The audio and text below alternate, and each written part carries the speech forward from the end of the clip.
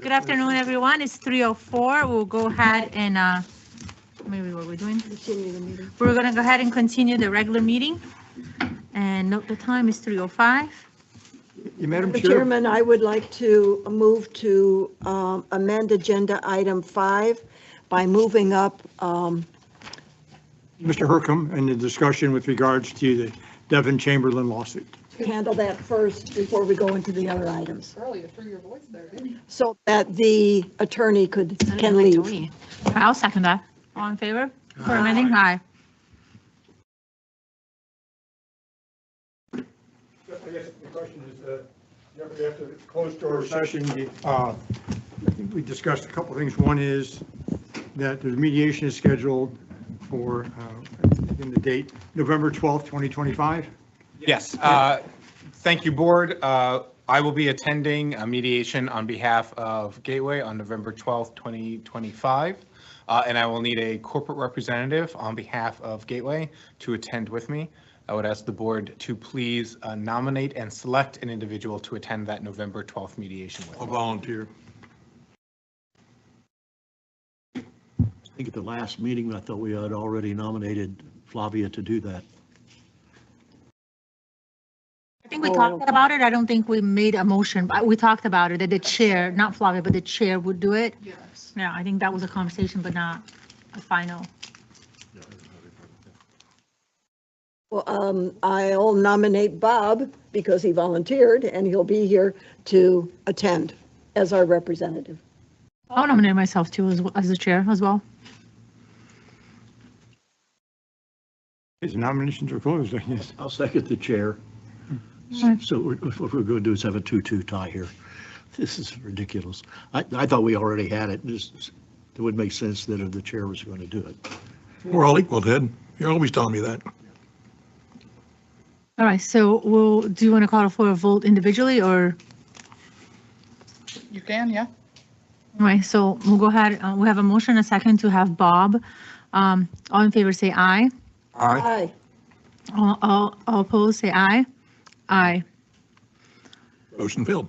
But here's a fundamental problem. You need an answer today. Yes, because it's coming up rapidly. I also suggest that Chelsea, as district manager, be part of that mediation. If the board wishes, I can be there in attendance also, as we handled some other litigation in the past. That's sort of been the routine. But the board does need to pick someone for a good faith participation in the mediation session. Is that a fair statement, Jeffrey? Yes, and to the extent that any guidance is further required, the individual who attends just needs to be there to be part of the negotiations. It will come back for an ultimate vote on the board later. Classically, the chairperson is the one who goes with me to mediations. It doesn't have to be that person, but that is the presumed default in circumstances, since they would be the designated representative for the entity. However, whoever the board selects can be designated as a corporate representative. All right, so we're going to go ahead and make another motion. What do we want to do? The call for yours is still on the table. So if you want to call for a vote for you, Okay, so we have a motion and a second to have the chair be the representative. I'll call for a vote. All in favor, say aye. Aye. Oppose? Aye. Aye. No. The motion Aye fails. or no, whichever one. We stand still. And I guess just for the record also, my understanding is there is not another board, is one more board meeting between now and the time of the mediation, correct? When's the next board meeting? November 2nd. We November can, 4th. No. November 6th. So November 6th, I think there should be an agenda item at that time. we cannot, or we cannot end this meeting and just delay this, continue this meeting for 2 days from, on Tuesday.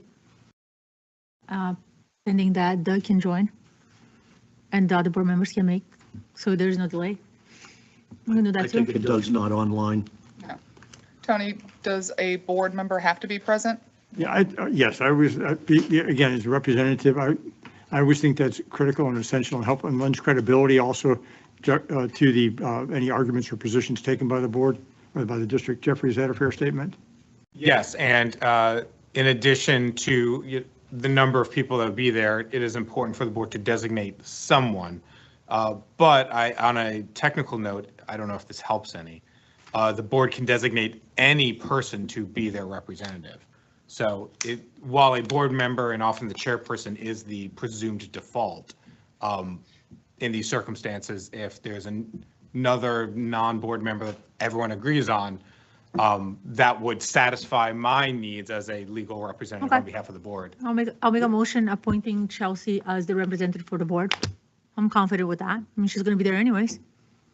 Madam Chair, if I may, and Jeffrey, just for clarification, to the extent that there might be a settlement agreement that comes out of that, that would be something, though, with that designated representative, if not a board member, could they sign that on behalf of the district? It's always subject to the board's approval, or just have it drafted and say it's, this has been approved by the representative, subject to a board action at a regular board meeting.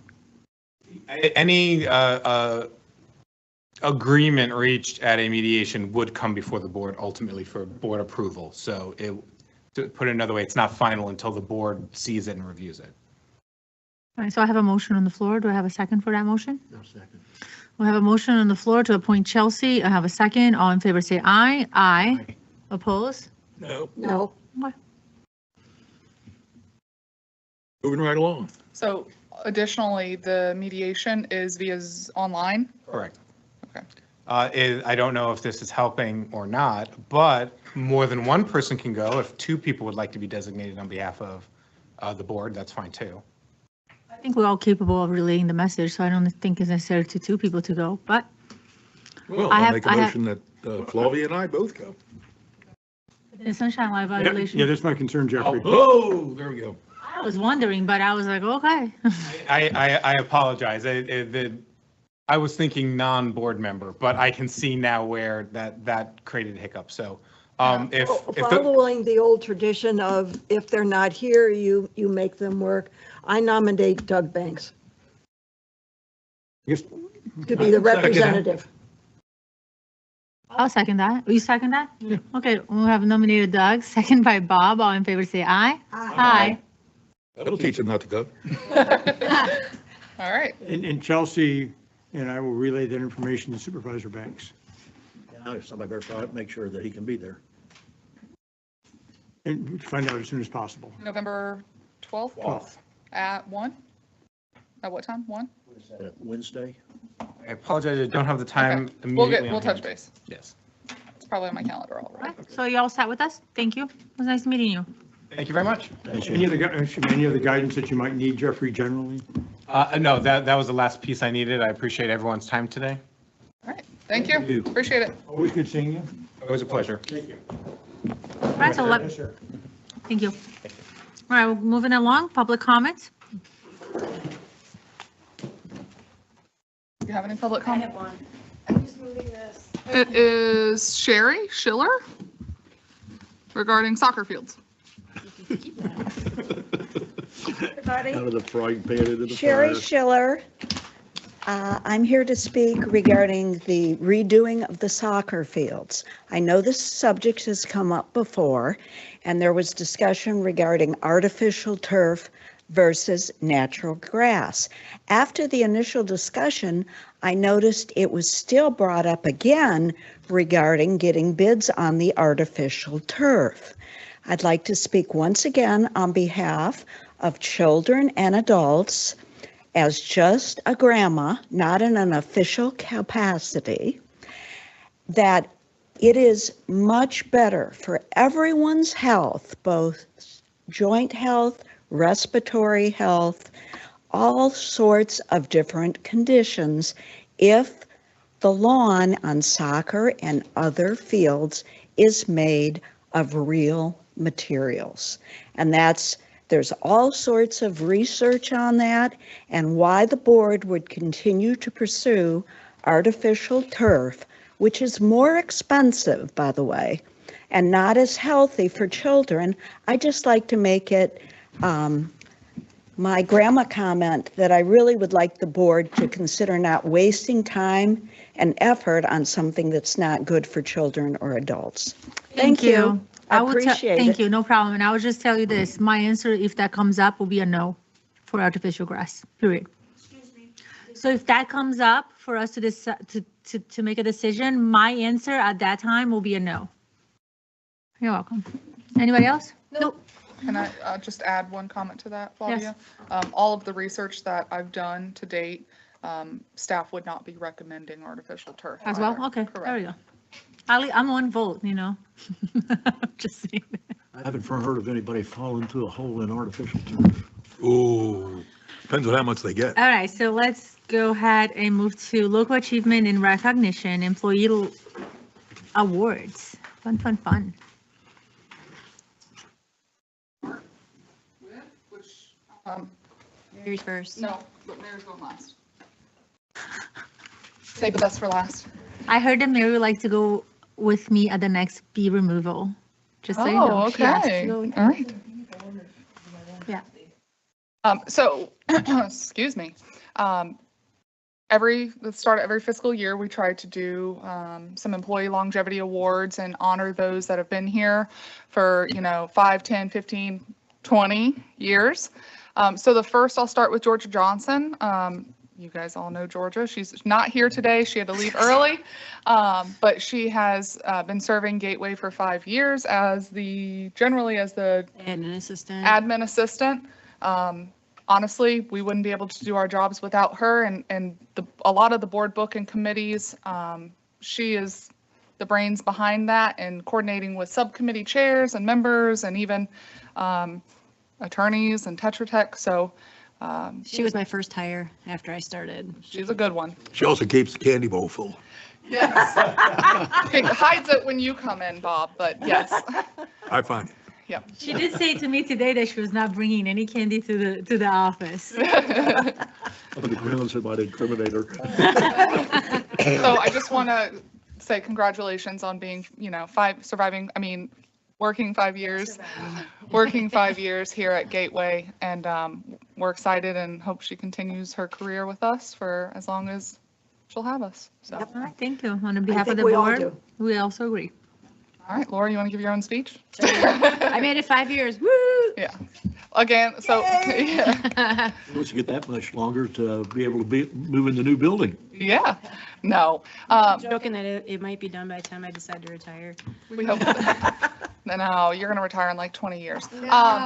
So Laura obviously has worn multiple hats here at Gateway, and as the assistant district manager, I truly wouldn't be able to do my job without her right-hand woman. She loves to do numbers, and I'll throw numbers at her all day, and I'm like, do your thing. So she holds this place together. She, like I said, wears multiple hats: HR, finances, IT. Yeah, the list goes on. So Gateway is truly lucky to have her. And again, hoping that you continue. And thank you, Leslie, for she was in my interview before I started. Oh, there you It was go. her and Chris. Yeah. So I don't know if you guys want to present her gift to her and take a picture. Yeah. Absolutely. All right. Let's do it. Stand up. You get the L bag. This one? Yeah. All right, you guys want to stand up there with Laura? Snap a picture. You'll be so proud. I'm not the rose.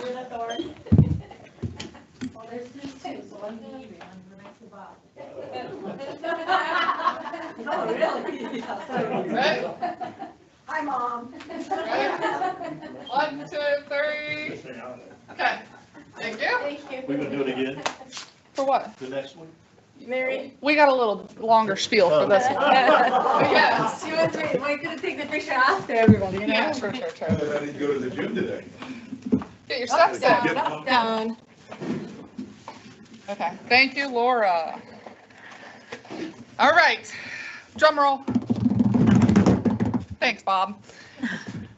Mary Miller has been with Gateway for 20 years. She has, 20 out of the 39? Yeah. yes, I just want to make sure. yes, and she is our longest tenured employee. I think, Ed, you're pushing, no, I'm just kidding. What? That you're pushing it too with, no. Mary has, I've been fortunate to know Mary, the 3 years that I've worked with her here. Everybody tells me she knows where all the bodies are buried, right? We all joke about that. I can probably, and you can probably attest this, that she's touched every single meter box in Gateway at some form or fashion. I think you were at the pool at one point. You've kind of played a little bit of everything in the 20 years that she's been here. But so literally, I mean, Mary, she has watched this place grow up over time, and if you need to know where something is, she is the woman to call. She really is. I'll leave it to Leslie to do a little spiel too, but Mary's favorite holiday is Halloween. So she always loves to take this time of year and celebrate, and just so happens, your 20th was April? When was her? June? We try to just do these at one time a year, but 20 years is a huge accomplishment, no matter where you're at. It really is. And to survive and go through all of the changes of not only the community, but staff and management over time, she is a tremendous asset to Gateway, and we are so fortunate to have her here. So Leslie, did you want to say a couple words?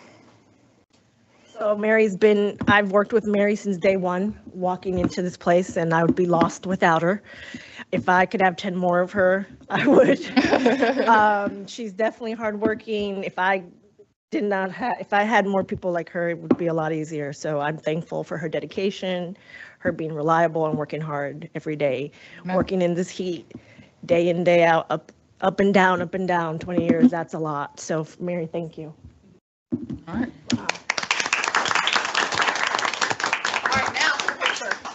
Now the picture. All right, Mary. And you're gonna have glitter everywhere. That bag got glitter all over my office, so. There we go. All right, Mary. Just warning you. You can thank Georgia for that. She bought the bag.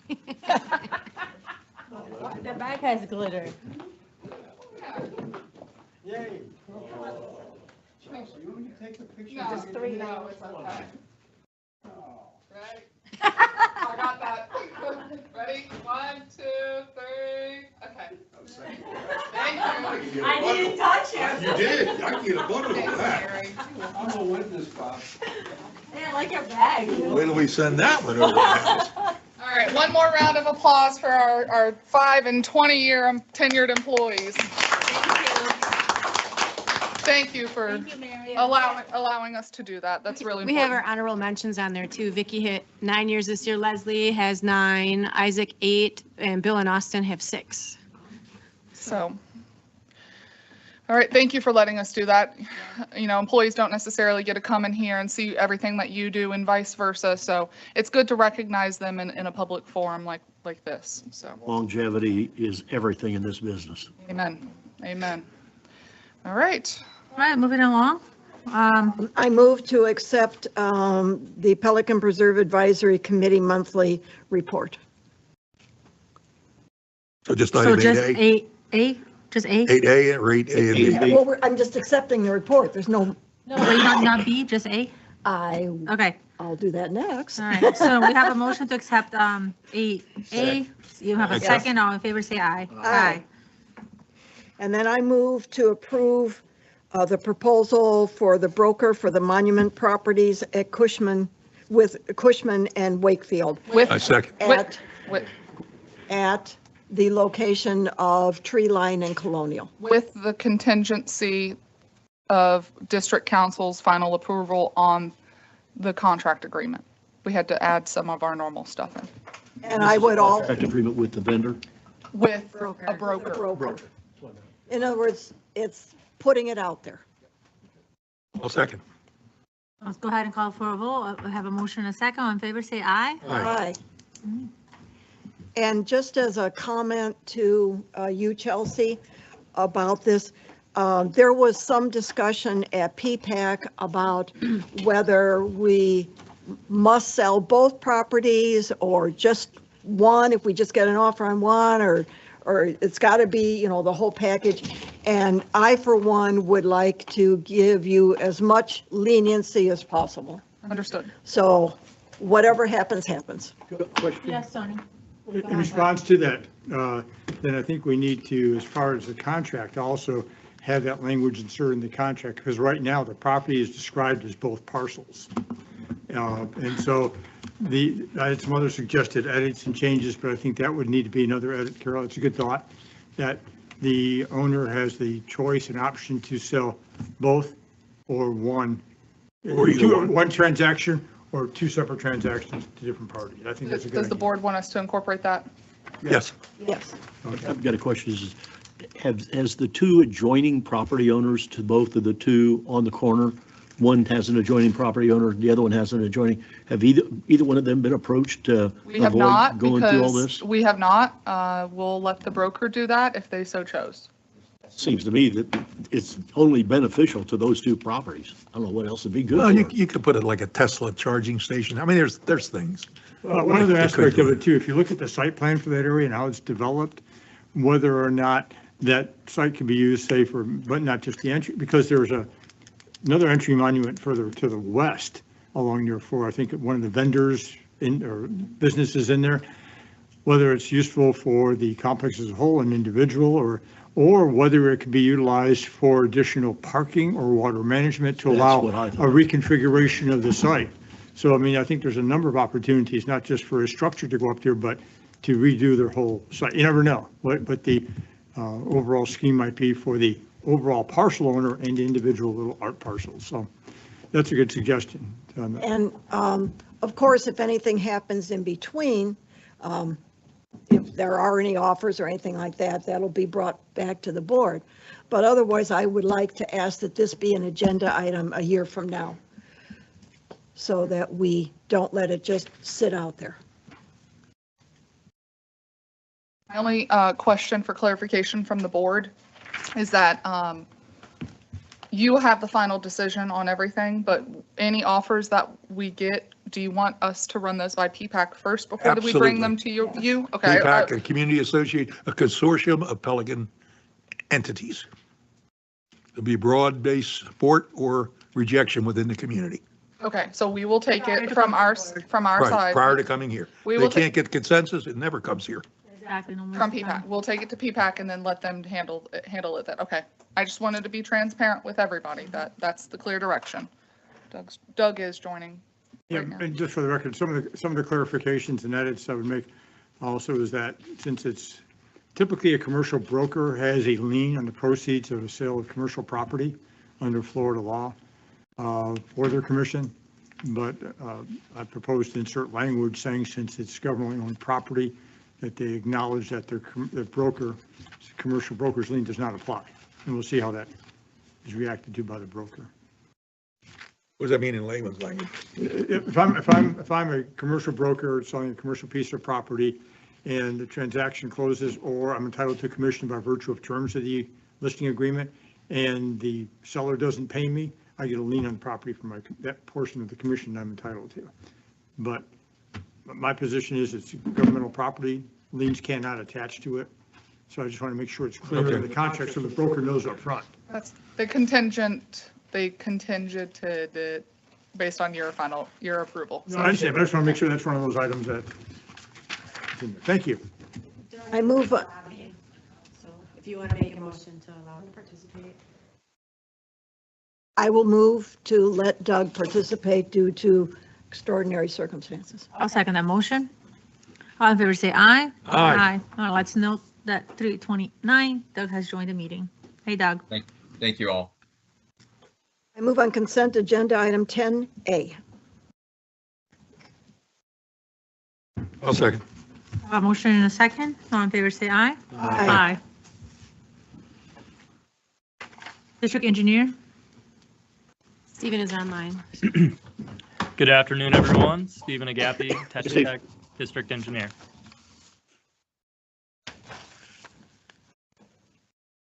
All right, for our task authorization update, first up, we have the irrigation pump station generator. The contractor has successfully installed the generator and tank and is currently wrapping up all of the electrical improvements. The next steps on that project are to fuel the tank and do a startup on it. So we're getting close to the end on this project. Irrigation and force main improvements. This is the redundant irrigation main and force main. We're still working through applications with HMGP for grant funding. We have secured SRF financing already on this project. So we're just working through right now with the regulators for grant funding. Stephen, Steve, excuse me. Yep. This has been since 2021? Is that typical? So our original project was for the design, which has been complete. Once Bill stepped in, there's been some changes that we've incorporated from Austin and Bill's input. And essentially, that part of the project is complete. Chelsea asked us to, try to find go after any grants that were available. So we're assisting the district with that. So our task is, in my mind, complete, but as a benefit to the district, we're seeking grants to finance this. And So it's kind of like a, I think part of it is, and Chelsea can correct me, this goes along in the FPL easement, correct? That's been completed, that's been permitted, we have the No, but I'm consent. just saying that was a. Yeah, that took 18 months Right, just to that- get the consent from FPL. That's correct. Okay, I'm But just we- curious why it took so long. Bob, we've been in a holding pattern. Tetra Tech has been completed probably with their side for 8 to 12 months. Again, we're just waiting on that grant money. Okay, that's a good reason to wait. All right. Lower Hawthorne Well, it should be completed this week. We've been waiting for a contractor to finish some of the pipe supports. All the physical work other than that has been completed. Next step is to close out the permits. Gateway's utility storage building, that one is complete. The only thing left on that project is to work with the contractor on a couple of punch list items.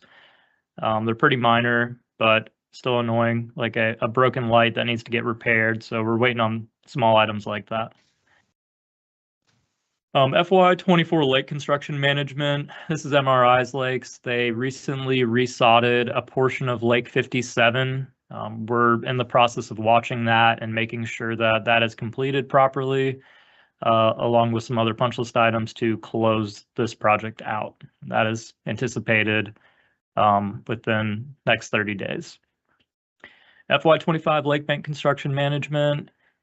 This is Met Towers Lakes. They finished 109 and 94, and their next two lakes are in Daniels Preserve, which have not been scheduled yet. We're approaching dry season, so we're going to start scheduling that with them and anticipate them to start, sometime in the next 3 months, or it might start in the spring, but hopefully around the new year they'll be able to start that project. Lake Bank Restoration HMGP. This is the 21 lakes that were identified and approved for restoration. We are currently working with the surveyor to get all of our field data back and start to draft all the plans for those. We're also going out into the field with staff and reviewing all of the lakes one by one. So that's kind of where we're at with that project. That's the next 21 we'll be doing. Is that Correct. correct? Yes. Pelican Preserve Pond 43 repairs. I got this project last week. I got a set of draft plans delivered to me today, so I have to look at those and make some edits. The plan is to work with Chelsea and Randy and hopefully get something out on the street within the next, I think 2 weeks is our plan to bid that. So, or at least get it in front of, maybe not bid it, but get it in front of the Ponds Committee, PPAC, and whoever else needs to look at it. So that project's moving along pretty quick. Pelican Preserve Boulevard Mill and Overlay. Right now, we're just kind of doing data collection, gathering the old construction plans for the pavement striping and signage on that. And next step will be to do field visits and to prepare plans for that mill and overlay. And one other comment, as I understand it, with this project is we're going to make sure that the lighting, boring is done, for the new lights going in, and then we do the mill and pave, and then we do the striping. So it's a certain sequence or natural order, so we don't destroy something we've done. Correct. Okay. Correct. Yep, Chelsea made me aware that FP&L is about to mobilize into there, so we'll be able to we can do our plans and then time the construction based on, the anticipated completion of the FPL lighting improvements. The Sherman Soccer Complex parking expansion, we're working towards 90% design drawings. So that's kind of our next step there, is to deliver those. Public Works building relocation site plan. Design is underway. We are waiting for the interlocal agreement to get finalized, approved. As far as the permitting with the county, we were able to successfully get a couple of waivers for some of the permitting requirements, so that reduced the burden on the district and us for permitting efforts. So that's good news. But we're mainly waiting on the interlocal agreement while we're doing design. The Gateway Commons Park and Admin Building, the contractor is out there currently working on the stem wall, underground electrical conduits for the foundation. And they're also, we and they are also in the process of submittals. So we're reviewing all their shop drawings. They're working on trusses right now and a bunch of other submittals that are in our review. I spoke to Eric before the meeting, and as far as we're concerned, they're still planning to meet their schedule, which is 6/30/26. So June 30th, 2026 is the anticipated completion of that project. CCTV sewer, that one is essentially complete. The next step is for us to finalize our review of all of the field inspections and provide a summary and recommendation for repairs. CCTV storm, we had a meeting last week with our contractor, APS. They've had some difficulties managing the water in the pipes. It's middle of summer, but it apparently was wetter for them than they were anticipating. So we've kind of worked it out with the contractor to allot them some extra time and maybe try, once the waters recede a little bit in Gateway, and give them a break, some relief, so they can do this work properly. GIS support services, we're working with staff to update all the GIS for all of Gateway's assets, and that's just a kind of ongoing process. And once we're done, Gateway will have a nice GIS program. Development updates, Arborwood Phase 3 stormwater turnover, that's on the agenda. I provided a letter recommending that be approved for turnover. We can talk about that later. Daniels Parkway Apartments, they resubmitted a new set of plans where they've modified the, they took one of the larger buildings and split it into two buildings. So there's like a minor site plan revision that we need to make sure they've captured all of our previous comments for utilities and other items. So that's in our review. I believe that's due by the end of the month to send back to them. Santa Luz, I don't have a good update on that one. I know Tony's been working with the attorneys on Lennar's side and the HOA side, and he might be more well equipped to provide an update on that one. Garrett FM, vertical construction is going ahead full steam there. They've kind of stopped working on the utilities. The water is substantially complete. Wastewater, they have not finished the lift station yet. They need to finish that off, and then most of the utilities will be done in Garrett FM. And that's all the updates I have for right now. One quick question back to the Sherman Soccer Complex parking. That's just design work, right? We haven't gone beyond that, committing of funds. Correct. We're doing design and permitting. Okay. We go up to permitting, and then once we receive the permit, then we wait and we would put out construction bid docs. The question is, the drone, is somebody already able to operate the drone? Okay. Thank you, Stephen. No other questions for Tetra Tech? All right, thank you. Let's move along to admin items. Steven's Laura? not on. Oh, sorry. Well, let's guess I text can- him, text him and see if he can join, please. I don't mind. Can we go to B and come back to A while we try Sure. to get Stephen Bloom on the right. line? So item B is the Lennar request to reduce stormwater phase 3 bond and conveyance of stormwater assets. If you recall, maybe maybe about a year ago, they conveyed the utility assets over to the district, but we still had some outstanding punch list items on the stormwater side. This is Arborwood phase 3 only, because that's the only part of Arborwood that's in our jurisdictional bounds. As of 2 weeks ago, Lennar has completed all of the punch list items that Tetra Tech had running for a couple of years.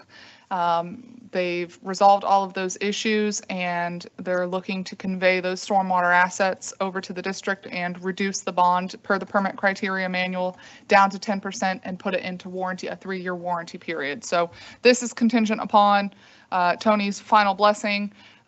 We had a bill of sale and quitclaim, or just the bill of It's sale? a bill of sale, attorney's affidavit, and owner's affidavit. And the bill of sale will have, and double check it all with Chelsea and Stephen as far as the assets. We have a listing from Lennar's engineer as to what those assets are. And then we'll identify them in the bill of sale as to where they're located in the district stormwater management easements, lake maintenance easements, or drainage easements. I make a motion, we accept the reducing the remaining performance bond to the 10%. For a period of, but we held it for 3 years. For the permit criteria manual. Yep. Okay, so there's a motion by Bob, second by Carol. All in favor, say aye. Aye. Yeah. Oh, there he is. Perfect timing. Keep it on. Yep, he just joined. Stephen Bloom, you're up. Great, okay. Good afternoon, everyone. So Good what you afternoon, have, Steve. can you guys hear me okay? I should ask that Yep. first. Yeah, we can hear you. Okay, so what you have in front of you is the preliminary, and again, we've gone through this what seems like just yesterday, but this is the preliminary for fiscal year 2025. As you know, there will be additional invoices that come in between now and when the audit starts, and any services that were completed through 9/30 are required per the auditing standards to go back and be accrued into September 30th.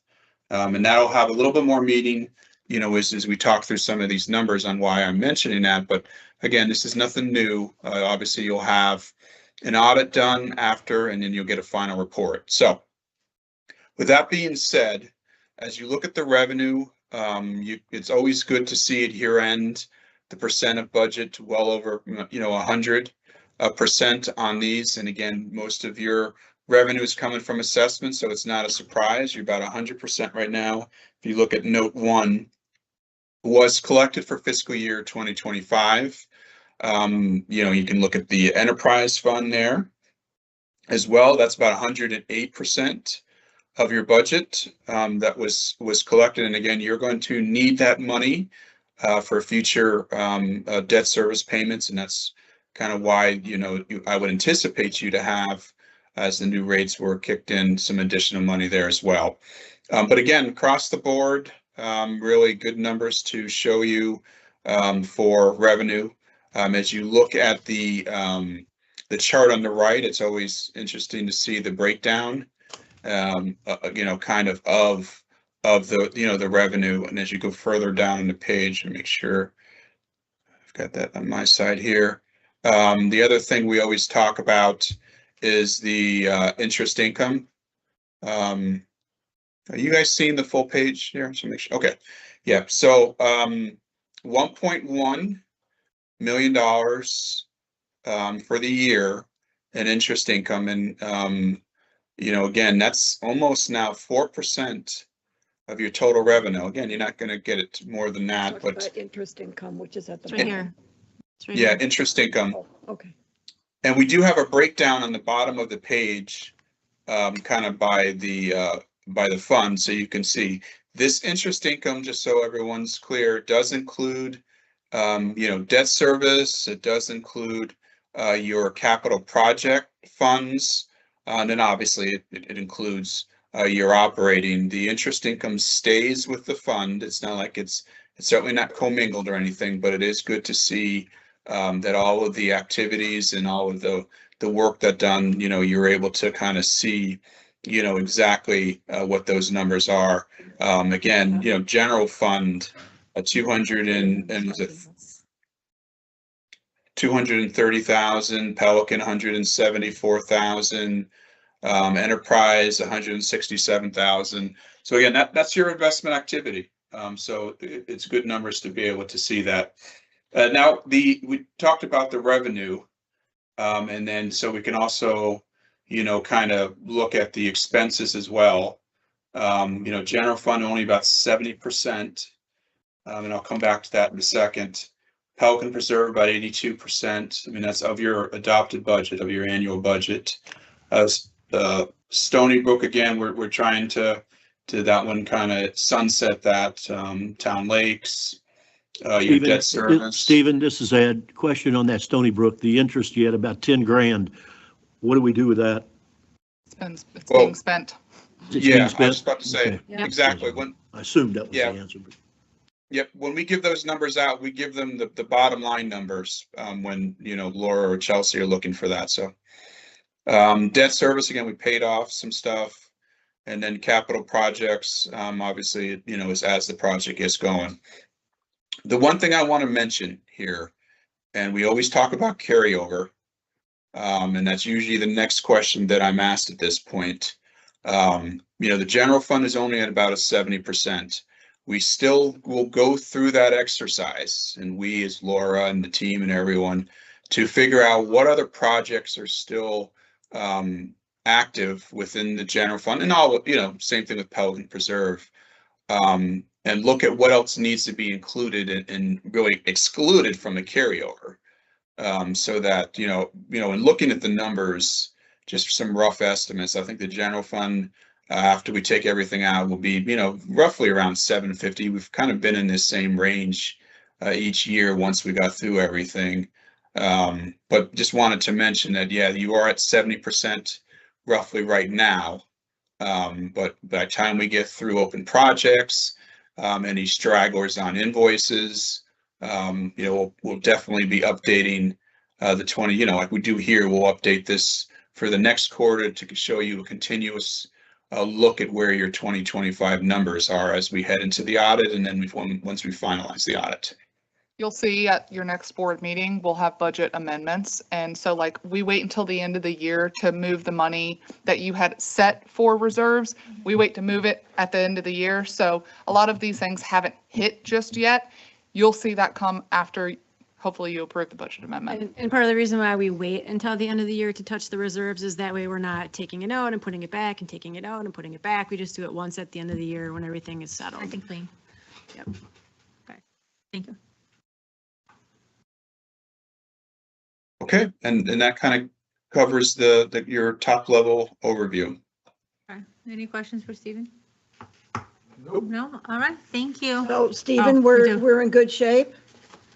I mean, again, you never want to look at these preliminary numbers and burn those into your memory. That's the only thing I'll caution you on, only because they're stragglers with vendors and projects. But I'm looking at this now and going, yeah, you're in good shape. The numbers will be less, meaning you will have less of a carryover as we get to it, but solid numbers for the I year. can tell you that I've spent a bunch of money out of there since these numbers were run, but we are not in any jeopardy of being negative. Good. Correct. Thank you. Yep. We'll see the solid numbers in February, pretty much. After the audit. Yeah, after the audit will be the final numbers, but like we do, like after the first quarter, we'll update this bottom chart here, and it'll say fiscal year 2025 estimated carryover. And so by that point, we'll have a lot of these numbers in there for you, and it might not be final, but it'll certainly give you a better, overview of where those numbers are going to be. Well, the only problem I have with the audit is it's never on time. It will be, we have new auditors. They're We have already new- about yeah. halfway done. They're almost halfway Historically. done with the audit. Historically, So okay. they're basically waiting on numbers now, so. I've been working with them for 2 months already. Okay. Well, that's good.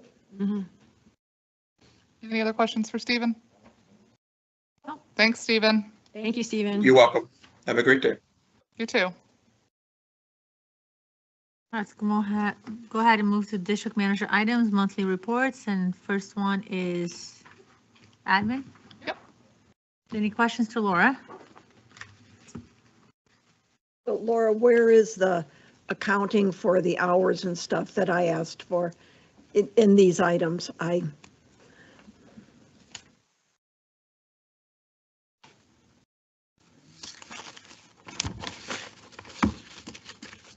I couldn't find it, but that's probably my fault.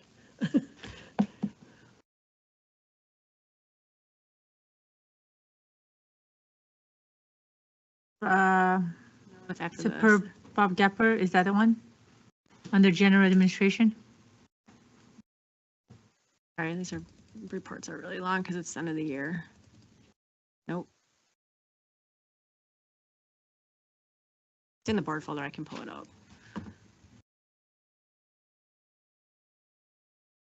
Remember a year ago when we were doing the budget and Bob and I kept complaining that the percentages in administration were too high. And so staff has been keeping track of their hours. We got a weekly thing, which actually towards the end didn't mean very much because it was exactly like the report before it in the previous week. But All right. So and Laura said, just wait till the end and we would get done after a year, then I'll make all the adjustments and I'll give you one final report. So I asked for that final report. yep. Okay, so Okay. this should look very familiar because this is what has been getting sent out to you guys. This shows, if I blow it up too much, then I can't catch everything on the screen, but we'll do this. All right, so this is by employee, and anybody who's highlighted in this peachy kind of color wasn't here for the full year or wasn't in that position for the full year, so that's why they're a little bit different. And I did adjust the hours expected to be worked according to how long they were actually in the role. So this column here, the PTO holiday militaries, that's the obviously exactly what it says, PTO holiday militaries. Those are non-worked hours. And then the share that you pay of each of that, I can see she's 10%, so you get 10% of this would be yours. Mine is, or Paul's is 25, so I calculated it out. So this would be the Pelican share of the non-worked hours. These are the tracked hours from the tracker. And so that added the two together, and this is what I get. So that's the total hours that were put towards Pelican. For the year, Chelsea actually went over 35 hours for the year for what we were expecting to have for hers. You can see we were expecting 208. She had 243. Paul was a little bit under. I was a little bit under, and that's because you guys pulled me out a lot of the stuff that I was doing, or I probably would have been over. Randy was a little bit under. The biggest change comes from Georgia and Julie/Sherry, because they were doing a lot more when we put this budget together for 25 than they ended up being. You guys put the brakes on real hard after the start of the fiscal year, so that's why their hours are so under. But you can see for the most part, honestly, we did a pretty good job of figuring out where people were gonna come in for hours, with the exception of Georgia and accounts payable. And Julie. That's why, and accounts payable, yeah. So Julie/Sherry. Leslie. It's all kind of academic now. It Because is. it's a different system moving forward. But we're clearly on the high side, which is the only thing that Carol and I were For pointing out. 25, so what I did over here then is I looked at, here's what the salaries, this is from your budget, so this is from the 002 from the financials, not the budget, this is from the financials. So they're in the board pack, that's where I got these numbers. So it shows for the year, this was the total cost for salaries, overtime, the PTO buyout, bonus, taxes, retirement, health and life insurance, Pelican only. Took an average for fringe and calculated that in up here. So if you want to look at it this way, you overpaid $80,000 for fiscal 25, but I need to preface that. If you go back and we looked at fiscal 24, you technically underpaid about $77,000. I never complained about 24. Of course, because you underpaid. So, and to me, it's a wash between the two. So for all of the time that was extra, that was not, that Pelican didn't pay for in 24, you kind of caught up in 25. So, That's a convenient explanation. The only gripe we had in 25 is it went up exorbitantly. right. And this bore it out. So if you want to see, I just broke them down by month, and the black is just, they were not in the roll during that So time. we will so- email this, and then if you'd like a hard copy printed, we can print that as well. Well, since we're not doing this system anymore in the future. But I still would like, and I think there would be value in the doing an attorney type of accounting system of what people are doing. You gonna pay me the attorney rate? Oh. No, I just think there's some value in that, but apparently I'm the only one that thinks that, so. Okay, and so now that the committee systems and everything have been, have settled down, I mean, they know when their next meetings are, we don't have a bunch of new people all the time that we had to bring them up to speed and everything. Can Bob and I be assured that we're generally going into the future now, going to look at these percentages?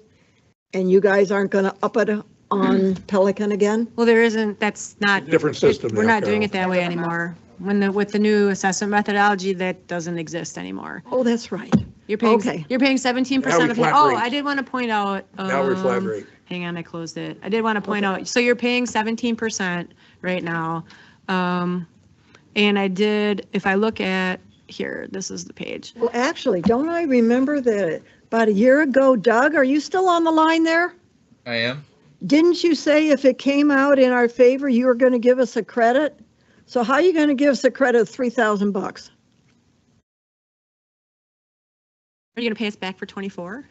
Nobody else? That was 24. Yeah. You said it was 40, it was About 78,000, 80,000 yep. and 77, so that means we're in the black for $3,000. It's a lot more money than $3,000. I did want to point out, the reason that I tracked these, or that I had this page in here, I'm like, why did I include that? You're paying 17% for fiscal 26 right here. You actually had, of the hours that we tracked for fiscal 25, 21% of all of the hours that we tracked went to Pelican. So you're actually paying for less than what you used for last year. So We're getting back to the 24 mode, which we like.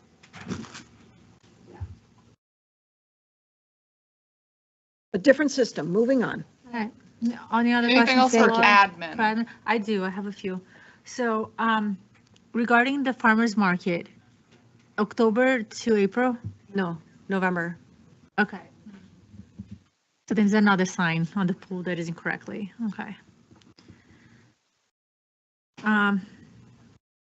Regarding the detail, I just want a clarification. So I see the breakdown, Lee County Sheriff's Office. Yeah, okay. Lee County Sheriff's Office, Florida Highway Patrol, and FWC. So when I look at the admin hours, it's for FWC, it's 75 per hour plus an additional 4 hours to the agent coordinator. So, so it's a once a month, 4 hours that goes to the, whoever's going to coordinate. And if you utilize 20 hours, it'll be a total of 24. If you utilize 4, it'll be a total of 8. Okay. But they don't charge for vehicle, so it's kind of even because they don't charge for vehicle rate and you just pay the hourly, which is 75, which is lower than, okay. So ultimately, FHP is higher in the long run. FWC could be comparable. It looks like FWC will be our best bad. If you wanted an alternative to LCSO, yes. I think we should give it a try. How does the board feel? I mean, we try our best for years to partner with Lee County Sheriff's Office, regarding speeding, parking, golf cart, I mean, everything. And to be honest, I don't feel like I see any value besides what we already paid them in taxes. Because they don't for. write tickets. Exactly. So I'm willing to go with FWC, at least in a trial run. Try for a month. I'll give it, 4 hours a week. I'll be happy with that. And how does the board feel? FWC? FWC, yeah. What's that stand for? Fish and Wildlife Conservation Yeah, they can Commission. write tickets, they can do everything else. They're statewide. they're one Oh, of wait till they get their hooks in us. Okay. the- Yeah, they're one of the few. As long as statewide they stop law the enforcement. speeding, the parking, and all the other issues, They I'd probably love gladly the write the overtime. check. They probably Exactly. love the overtime. That's, I'm all about it. okay, Yep. Something to think I about like for that. Pelican too. yeah. Yes. So we'll try it. We'll do a month trial. I don't know if it'll be sooner than later, considering That's we're fine. going into the holidays. And just as long as we have clear communication, like, oh, what kind of reporting we want from them, it doesn't have to be all the bells and whistles, but important communication in there, you know? And there's no conflict or anything there? No, The one that we had with no. Lee 'cause County and they City of don't- Fort they don't- Myers? They don't need They're kind of contracts. independent? Yeah, so FWC oversees, like, we'll take care of Pelican with no issues. Good. I like Would it. be above Fort Myers as well. And then the other, so farmer's market, so it's November instead of October, okay. And then that's all I had for admin. Does anybody else need anything else? I like that, Flo. All right. How did you find the Fish and I- Wildlife guys? I do have, How did you find them? Oh, I knew that they did that. Okay. I may had get a warning or two.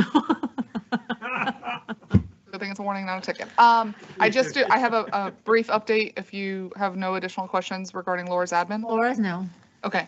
I did meet this morning as a follow-up to the concerns about, Laura and I actually met this morning with Lee County DOT, the school district safety officer, and then we actually met with Amber and the SRO for the charter schools to Parking up the discuss the street. parking.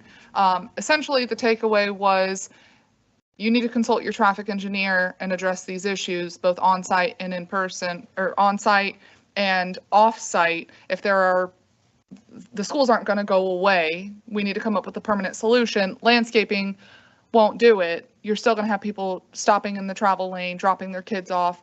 We don't want a child's life to be taken because we want it to be cheap, and safety is the utmost concern. So took that away for both the charter schools. I tried to pull the DOs on both of those. I just got a response back today from Community Development Department. So we're going to review those. Even their SRO had concern at the charter school about the drop-offs and things like that. And we asked them to look at their internal stacking, if they need to reevaluate that, move things. So had good response back from the charter school. We did emphasize that Commonwealth and Westlinks are more of a concern, not that the other isn't, but we own those. We understand that the right of way is tight there, but they need to figure it out. This is their problem, and LDOT supported that. Okay, that's my question. We also, after the charter school left, we had the same conversation regarding the public high school up here with the school district's representative. We'll see what comes of it. Not going to hold my breath, but DOT and both of us, we told them we're here to support whatever you need. If you need a push, an email to emphasize the importance of addressing your stacking that is off-site, I'd be happy to send that email on behalf of our board. But we know what is happening right now is not acceptable. It's a safety concern. People are driving off the road through the roundabout, going into oncoming traffic. Obviously, the sheriff is the one who has to enforce those traffic rules, but they need to, Now will be FWC. but they need to address their operations. That was the takeaway from that one as well. Are they aware it's queuing on Daniels? Yes. They do know that. Yes. I took a video, Paul and I drove through the one day and So that's my thing, like, we have a drone. I can't not recall even the previous drone ever utilizing and bringing to the board for that, but that's another thing. Staff out there for 45 minutes and just take drone footage that, 1 week one area, the other week another area, We because haven't procured the new drone yet, but that's what I was asking. I realized that after you asked me that question. We have a current drone, we haven't procured the new one, but agreed, a drone footage, a picture says 1,000 words.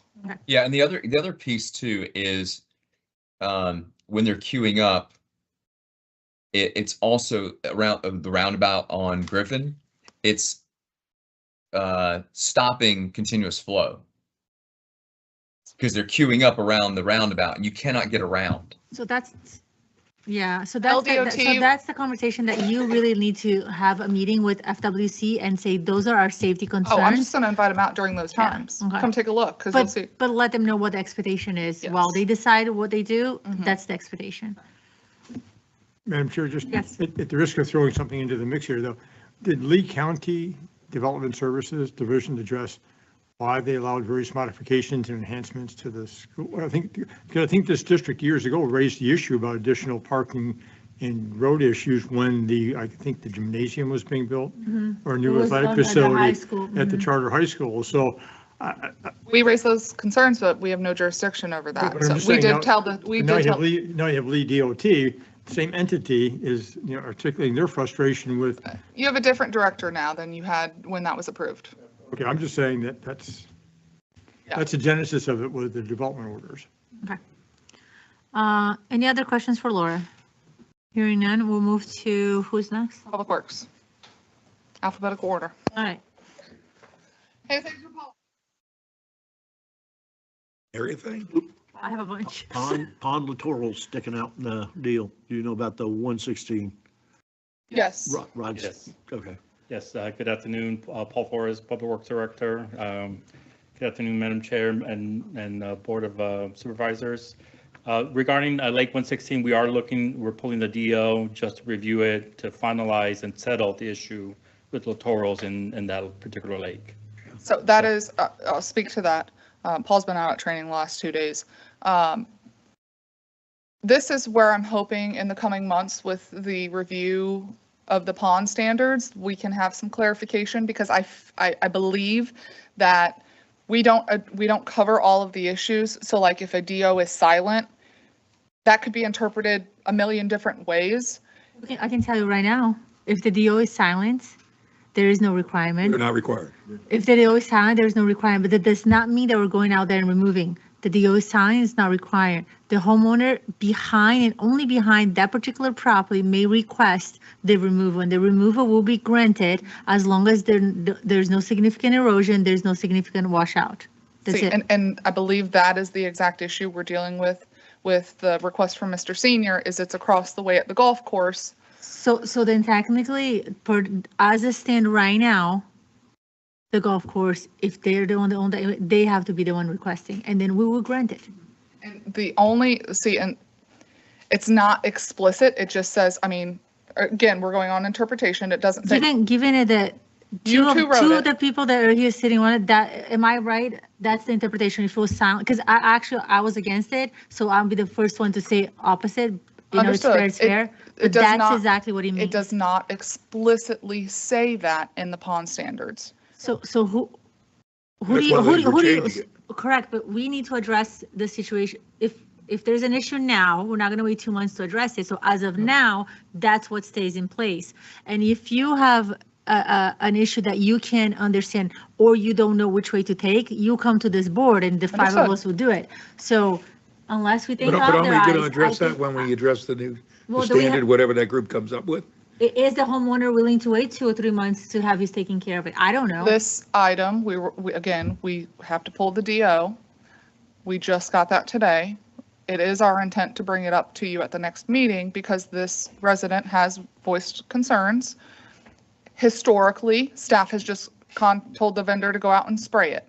If I'm reading the pond standards and interpreting it at face value, I agree, they would be allowed to stay within the 8 to 12 foot bandwidth thing, but that's different than how we've operated in the past, and that's where we are going to be asking your clarification on that. Okay, so The 8 to 12 is very well understood by the majority of the residents. They understand that. And what's complicated with it is that unless the pond is at control or near control, it's very difficult to tell where that's at. A moving But target. Right now, I need clarification. Moving target. I need Depending on the weather. clarification on It's this. always a moving target. Because I don't know what the complaint is at. Is he complaining that the width of the littorals exceed 12 feet? way beyond. Okay, then you shouldn't even be coming to us. I mean, we had this conversation. That is clear. That okay. is very Because clear. my understanding is that it's silence and he want to fully remove. If he wants to fully remove, you can relay the message to him that he needs to reach out to the golf course. If the golf course wants that, they come to us, and then if you can figure it out, the board will give you direction.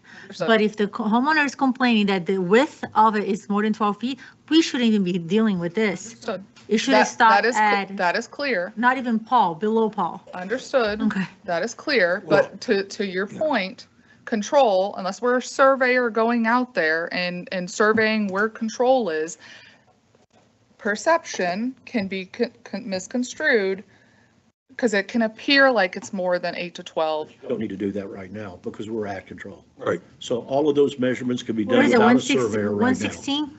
Yeah. 16, yes.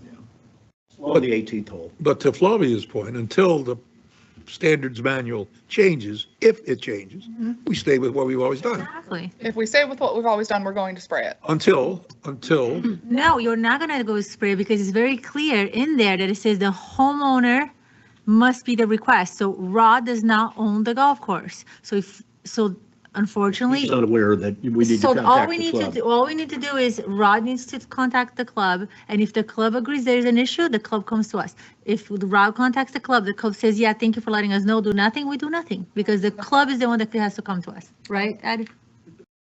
That, the club is the owner, no doubt about that. So that's it, that's, Understood.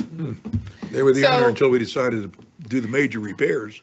So now you can understand why we are looking to revamp the Why pond do we standards spend and money make on it the explicitly and we knew clear. there was gonna be a live document and things were gonna come up and we had to change it. You We get need all, basically, all of the ponds that are on the golf course fail to meet the escarpment requirement.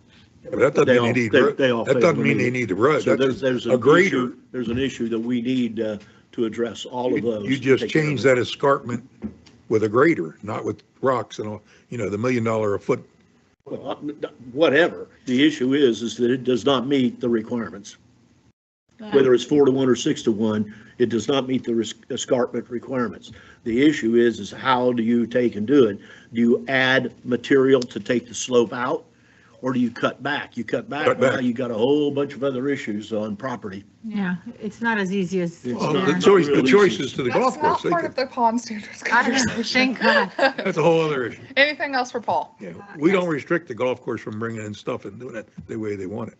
So Paul, it would be helpful, I appreciate you put it in that we had 39 items that were reported to Lee County on the roads that needed to be, if you can just give me a time range, because you had time range for some of the stuff, so it's, it's from day 1 to day 25, how many? So just so I know from which month, which No, one. he did, like the board requested, Mark went out and did one fell swoop of the whole place, documented everything, and Okay. then submitted. All right, We're going to give them 30 days, and after that, we'll resubmit anything that does not get addressed. okay, and then We- new we- ones. We will Historically, continue they've that been process. very good about we- fixing them. No. Well, Like, certainly what I see Delayed. coming over What is that, here. Chuckles? yeah, Oh, it's horrible. There's It's- one right yeah. outside the road here, Yeah, about Griffin. 100 yards down. But it We sure- would give, 30 days. DOT at least 30 days, and then Absolutely after that, fine. if they're still there, we'll re-enter those same requests. If it makes you feel any better, Daniels Parkway is Oh, it's- I know. maintained, well, no, 6 Mile is maintained by FDOT, and there was a pallet of, a TP pallet, 2 pallets like this, for 4 months, and I put in a request a month ago, and I just got notice that they removed it this week. Well, they're installing Royal Palms right now on Gardens Boulevard, whatever that road is off Tree Line. Also, if you are out and about, I already reported it, Eagle Point is repaving, and they're, it's a mess. yes. It's a mess. They're So, causing a it's lot already of- been reported to. Is that why the It's road is, Bradford? the Yeah. road is changing color? Yes. Okay. Absolutely. So another thing I have in regarding, I noticed the water quality sample. So we have noted here, and I'm trying to go out in order, that everything is good and everything is up to standard. There is one little area of concern, Basin 4 has been flagged the past couple months with high pH. And we did go inspect just to make sure that there was no illicit discharge, and we didn't see any proof of that. We're thinking it's more of a fertilizer, possibly some nutrient issues in that particular basin. But Basin we- 4? Basin 4, yes, Okay. that's correct. So the reason, Basically, it's all along the golf course. Yes, a golf Which- course and goes which east are and exempt west. from the fertilizer, but that is not what I'm going to go with. Our pond standards does not measure, like if you're going to follow our pond standards and how to take care of an issue that arises, it does not look at what you presented it to me. Nowhere in here I saw a TSI, and that's what the pond standards were written. TSI. That's what the pond standards were written in. So while you come here and you tell me that we are within average is not what we look at the health of the pond. This does not tell me, this tells me what it's in there up and down. But the TSI, the tropic, what was it, tropic? Traffic state index. State index Yes. is what we're looking for. And I mentioned this about a year and a half ago, that Sanders does not provide this. So that why was, the amount of money that we pay for them, either another lab or we continue to do this, at Lee County, which was free of charge. Well, you got to have that lab work to be able to create the And TSI. So if the next report, we can have a TSI added, so then we know if action needs to be taken per the pond standards, that would be great. It's a magic number, 60? Under 70. Yeah, but you still want to Yes. report any out-of-spec variance. Absolutely, Okay. absolutely, All yeah. right, don't let it get watered down in an average number. No, absolutely, Okay, yeah, all no, right. absolutely. Madam Chair, I'll follow up on that and we'll try to get that report. We'll see if Sanders could provide that data as part of the water samples that we provide them for Unless it's testing. something they start offering, it was a no, but follow up with it. Okay. So we changed to Sanders because of the NPDES permitting requirements. They're, But that's a different requirement. That is a once-a-year testing. So the understanding was that particular testing that's required, which is not a TSI, can be done, I think, once every quarter, once a year. I think it's once a year. Quarterly. The other tests are supposed to be done monthly. So the quarterly one that we are required, it can be done by Sanders, and that's why we had a different breakdown on the budget. So that the quarterly one can be done by Sanders, and the information you provided, it's what they need. What we as a district, for our pond standards, this is not what we need. we'll, Okay. we'll get this addressed. It's gonna be heavy, sorry. I did notice that we started posting, and that's gonna cross admin and you, policy and procedures for amenities. Are you aware of it? On the website. I'll have to, which So one? Because that- Facilitron has policies and procedures for the No, it's rentals. us. So it's like, I specifically dog park. Okay. Well, one, that is not the correct one. It was the one that we had, it was never approved by the board. So I'd like to take those items down, but it brought me to the thought of, we're having this huge park. I know this is one of the items that we had tasked the parks to do it. Some extensive work was done. So maybe if the board or staff does not want this to be under them, you guys need to start working on policy and procedures for the parks and all those items, because that's going to take a lot of time for us, all of us, to agree on what needs it or what does In not. the meantime, I'll review what was online, and if we need to remove Just it. pull it, Yeah. because it's, yeah. Then I had a question regarding, in the report from Mainscape, it says on the bullnose that you're going to remove the weeds and replace, and I gotta find it, replace with sod, drought-resistant sod. Well, the only drought-resistant sod is Bahia, and if you think you can install Bahia here, it's gonna be a no. I gotta go over. So I want a clarification first. What are the weeds? Because bullnoses should not have weeds, right? But I didn't understand what, I wasn't. Some weeds at the bullnose right here off of Griffin that we were trying to treat and put some sod on. I'll clarify whether what type of sod was chosen or what was used to eliminate once those weeds were taken off. Okay, so bullnoses on Griffin. The only bullnoses on Griffin is by the roundabout, and that sod is Floritan that was installed by the county. Palmetto. Palmetto, that's Palmetto? That is not Palmetto, that's Floritan. It's, the Floritan? Citra Blue, but that's not either, No, neither. no, what's the other one? Bahia, Palmetto, Floritan, St. Augustine. Palmetto. Okay. That's what we told the county to put in. Oh, so replace it, so so then even more, if you're thinking you're gonna remove Palmetto to install drought resistant, which would be Bahia, I would like to get consensus for this board and say absolutely not, because that's what we have on the state 82 in Lehigh, and that's not what we're going for. It'll be Palmetto, like for like. Okay, so that was just clarification on that. I did see also a picture of a oak tree that was planted, I'm assuming on the fun park. If you can pull that up, because that I didn't see it, I'm going by the picture. No, I remember it was a park, that one. That looks way too close to the parking lot for me. I know DOT requires at least 10 feet for roads. We just planted an issue to happen 10 years down the road. Where is that there? Fun park. That's a fun part.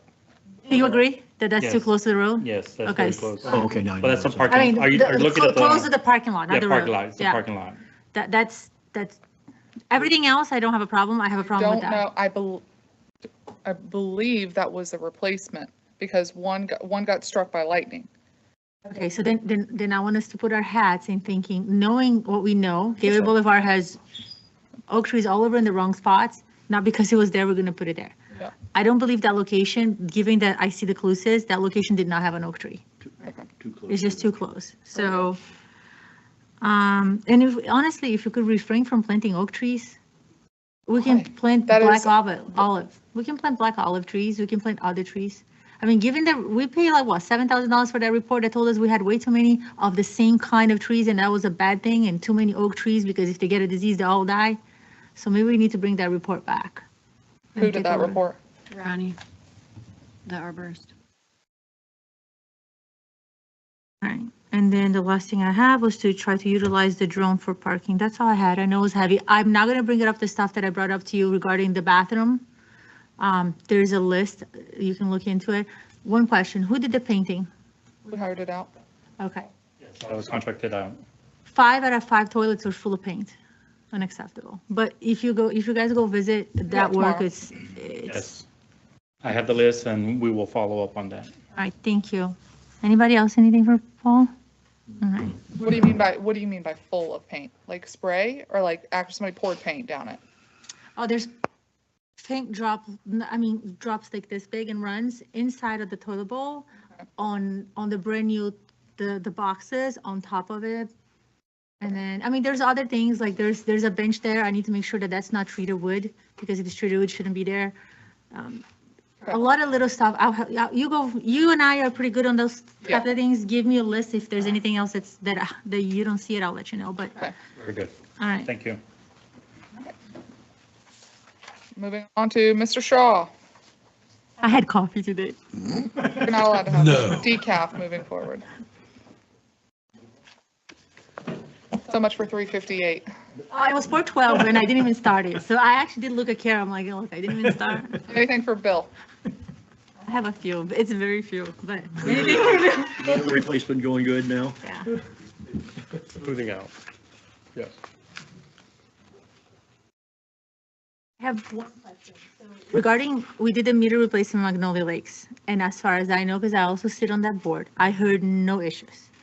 I want to ask you, given that the vendor has to report to you any issues, any leaks on the homeowner side, do you recall having any leaks on Magnolia Lakes that homeowners needed to address? There was one that we got a call for after hours. Okay, that was me, okay. But that was different. That, the line was punctured. That was something else. That was an accident and we took care of it. Unrelated, Yeah. So the- My question is, the leaks that we were seeing, which is the homeowner's responsibility on Hampton Park, did we see that at Magnolia Lakes? And I'm going to tell you why I'm asking this specific question. Not that I'm aware of. Okay, so I need to know because I reach out to a lot of the homeowners to see if anybody was notified, and I was thinking, man, we are the golden egg. All of the meters were replaced and not one leak, and I'll tell you, I had Beezer as a builder and they weren't the greatest. So that was a concern to me, that if they were the homeowners notified to fix it? So just let me know. Because I'm not like. We can follow up yeah. on if there were any leak reports produced for Magnolia. Yeah, and if, I just I mean, think how many houses do you have there? 116. So, I mean, we literally, until we hit Hampton, Until it hit You could Hampton, count I on- couldn't tell. I was you could like, count and on that's two what I hands. started thinking when they were telling me, well, some were like, oh, nobody notified me, or they notified me, and I'm thinking, oh my God, did we just bury, not tell anyone? Or did we, and was only 3, and that's why I don't know anything. I just want to know if that's the procedure, like we're not missing, just because we didn't have very vocal residents in Magnolia, that didn't mean that there were no leaks on their property they needed to address, and I want to make sure that we. Not that I'm aware of. Water in But Hampton. but Okay, the, yeah, it is. All the right. component that was the majority of the leaks got replaced in Magnolia. Oh, because it was different, Because it's so it the was, piece that's okay, attached to the. then maybe that's yeah, why. So, And then, I will just, speaking to that, we learned something this week, and we learned of is that one, different material under Florida Building Code, PEX A specifically. This was the first we've come across this in the 1,000+ properties, boxes that we've done. And we even reached out to the Lee County building official, and PEX A is a permitted use of material for private side property owners. And so we've started to come across this. It's just a challenge. It's a unique challenge that we're. to date, there's 14 that were. I don't know what it aware is, of. so. It's just, I'm bringing this to your I don't wanna attention. know. What is it? Is it? PEX A. XA, so it's a plumbing pipe. You can buy it in Oh, it's a like 10-foot flexible one? lengths. It's flexible. Okay. Or it It's the typically comes cheapest in rolls. thing that you can find, okay. So- So it's like a straw. Yeah, It's just, so it's a we- challenge to We've come connect across to. 14 residents that have this from the meter to their connection on their house. Let's just put it this way, it There's- threw the contractor for a loop because it's not typical. And we even reached out to the building official, and per building codes, that is permitted. So we are adjusting accordingly. Who makes it? Anybody? They sell it at Home Depot. Yeah. It's rated Sell it at for, Home Depot? it's rated for potable water. I mean, the supply houses There's- all carry it. There's like a list of contingencies, and if you want to use this per Florida building code, you have to hit A, B, C, D, whatever. But again, just the unique things that we're learning with this What project. size? 1 inch? 1 inch. We've seen 3/4 and 1 inch in the field, so. New one on me. Haven't heard of that one. And then the last thing that I wanted to bring it up, I don't know if Chelsea wants to bring it up. It was only 3 for him, stop it. Regarding the Hampton Park, and it was not what you thought it was? Nope. Okay. That was confirmed. Again, learning, we find things as we're doing this project, and we found some meters that we weren't necessarily aware of, but in working again and being cooperative with the property, the HOA, staff met on site and coordinated with their landscape vendor to turn on different sections and make sure that all of our water was going through a meter, and so that was confirmed. So again, we're doing. Was going to a meter. We're doing our due diligence with this project, so. That's all I have. Anybody else has anything for Bill? Bill's a Think of busy it. boy. Got my head cut off. Thanks, Bill. Thank you. Bill. Tony, Next. before we move on to your items, we had those emails going back and forth with Jeff regarding the December 18th date. That's arbitration. Do we need to make that No, request? arbitration, typically, arbitration is a presentation to an arbitrator. Okay. But typically, the counsel for the parties will confirm that with Jeffrey, but that's usually what happens in arbitration. Okay, so we have a tentative date scheduled for arbitration, and it happens to be on the December 18th date, which is your board meeting.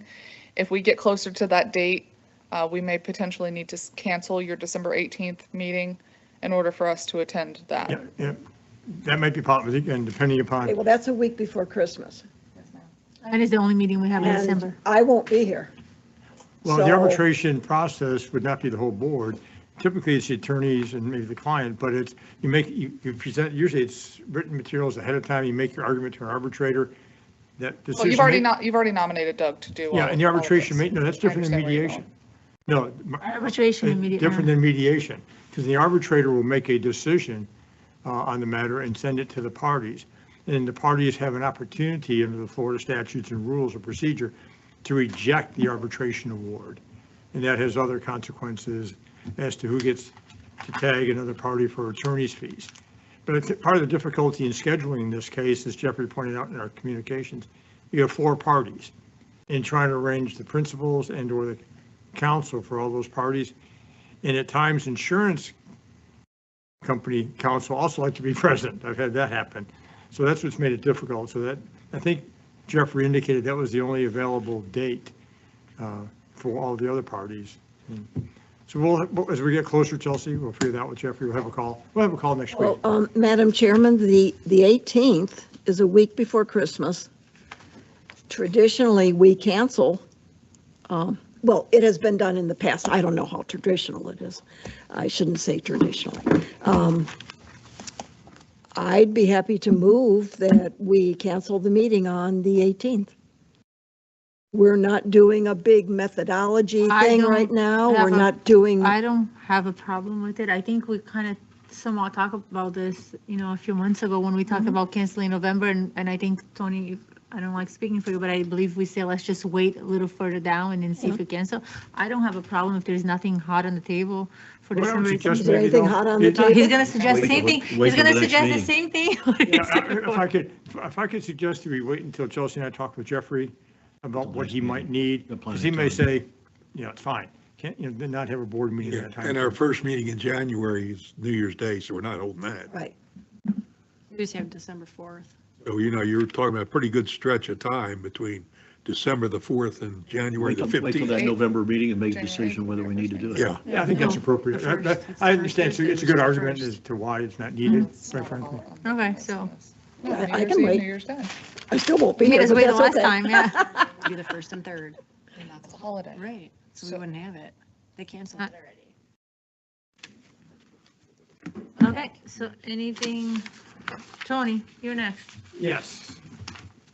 Briefly, with regards to Christmas is the few items, we've been working through a lot of lists. Chelsea and I have weekly phone calls, and Laura, the three of us, and we update the list as appropriate. And so with regards to, again, the first two, pretty much taken care of. Daniels Parkway Apartments utility issues. I think Stephen addressed that because now we have a new plan. The form of the documents have been pretty much agreed upon. It's just a matter of what are the exhibits to be attached, what are the plans? And so hopefully we can get that to the board. Well, November 6th, because Chelsea, I think, has us finalizing our comments by next week. So it might be the 20th, I don't know, of November. Stony Brook roads and streets, that's been completed, but there was a little bit of a hiccup because when the quitclaim deed was recorded, the composite exhibit B didn't have all the necessary plats attached, but I do appreciate Katie Berkey working with the clerk's office and recording it's been re-recorded, and then the grant of easement was re-recorded and a corrective consent of conveyance to clean everything up. So that's finalized, and I'll be getting Chelsea and Laura the finalized statements for that with regards to the fees. And again, I want to thank everybody that worked on that. It was a good cooperative effort. On Santa Luz, I think I mentioned earlier that Lennar's council and Lennar had provided two documents to the staff and to us. One was a scope of work for the repairs, and we collectively made some changes to that. And then also on the proposed settlement agreement and release, it was a multi-page document that there were a number of issues I had problems with, Chelsea did, and the attorney for the Santa Luz condominium too had issues with. So that document did not get revised and sent back to Lennar until last week. And there initially had been a conference call scheduled to discuss the project. And counsel for Lennar said, well, we just got all these massive substantial changes. Let's table it. We'll get back. So that's the current status of that. The PowerPoint, we're still working on that to have that addressed. The reimbursement, we got the check. Chelsea had the check. The check is cleared, so the district has been made whole for that damage to the flowway. Yeah, and again, I do appreciate the assistant state attorney working on that case. His conversations with counsel for Chase Bradford were very helpful also. Zenner, and once again, I'm waiting, follow-up is needed. We'll find out next week whether we need to do any more follow-up with Zenner. I think Chelsea and Leslie have pretty much under control, but if not, we'll find out. And the easements for aerators, right now we have a pretty good handle on it. We just need to, I think the PPAC. I think I need two drawings from you. Yeah, and Passarella. Because the condos are okay. Okay. So that dropped the number down from 5 to 2. Okay, yeah, the condos are okay. And Passarella has been authorized now, I understand, with the purchase order work authorization. Light in order, and I want to get this done this year. So I will contact Will and Reed and tell them what I need for that. The year is young, Bob. We got a whole 11 months. Calendar year. Okay, again, I'm getting older all the time. I need to get these things cleaned up. again, the easement for the lift station, I'm not sure what the status is. Waiting on them. Yeah, should I take the irrigation matter off, or is that just as a placeholder? Off. For Pelican Reserve? Okay. The storage tank, I've ordered the title work, working with Eric Fay. I saw his note, they need some detailed information for their survey for just the pad, right, as I understand it, or the area that, for the, not the Public Works building, I'm thinking. I guess I'm mixing up the two. Confused there. Chamberlain, you heard, we had the closed door session today. Tetra Tech, I got tied up in a trial preparation, so that'll be next week to get that wrapped up. The villas, there was a little bit going back and forth, whether 15 feet or 12 feet. We finally got an answer from Tetra Tech that there's not enough room for 15 feet, so let's stick with the 12. And I got approved today to sign the documents, and wrap so I'm that up. coming over to, you got a notary? Yep. I'll come over and sign them tomorrow. Yeah, it's been good working with Mark. He's been very responsive. I know. Everything went through today. Yeah, like I said, I had a laugh when Stevens, I want 15, but there's not enough room to do that. The tree line and colonial sign parcels, we talked about that today. I've started a review of the title report, plats and documents, because one of the issues that we've talked about involving those parcels, try to wrap that up so we can provide the commercial broker with as much information as he can handle to hand to any prospective purchasers or put in a brochure, because he needs to do that. And that, everything else has been just pretty much ongoing items. And the SRF funding, the Forest Main project, we need to get back with Pedro on that or not? Yeah, we will. Okay. Arborwood, we took care of that today. So is there any other questions of the board? Now, how's the microfiche of the room coming up there? Good.